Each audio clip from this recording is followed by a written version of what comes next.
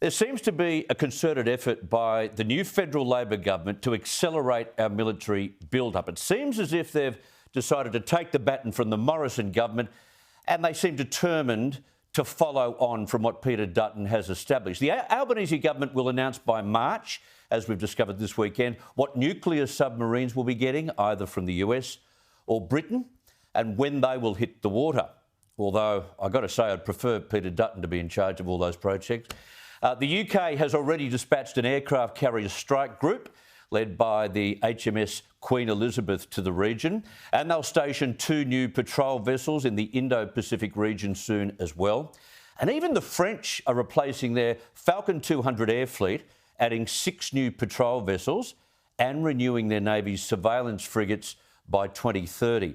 It is all aimed, of course, to match China in the frightening expectation that they will take Taiwan by force and the Indo-Pacific will be the new war zone. But the fact is, the United States has fallen behind China militarily and had better get their act together. In fact, a United States senator who's close to America's weapons developments has admitted the US is years behind China in terms of the latest military technology. Angus King, who's an independent senator from Maine, he chairs the Senate Armed Services Subcommittee on Strategic Forces. He has told Fox News that the United States hypersonic technology is as much as 5 years behind their key military rival.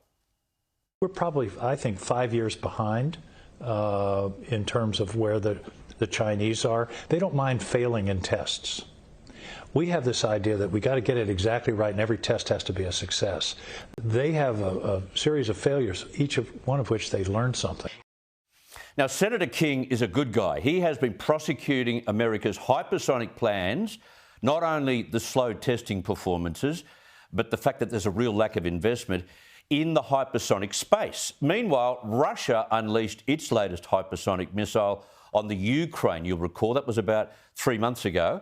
And it was a year ago now that China shocked the Pentagon and the world by carrying out a hypersonic glide vehicle test that travelled around the world and landed just 30 kilometres from its target. That's pretty good. The US Air Force tested their Lockheed Martin missile too, but that was only happening this week off the coast of California. This must be a concern for what is brewing in this region. Frankly, the Chinese and the Russians just plain got ahead of us. Now, the general United States strategy in the Pacific is based upon aircraft carriers. And as King noted, if an aircraft carrier is vulnerable to a 6,000-mile-an-hour missile, well, the United States are in trouble.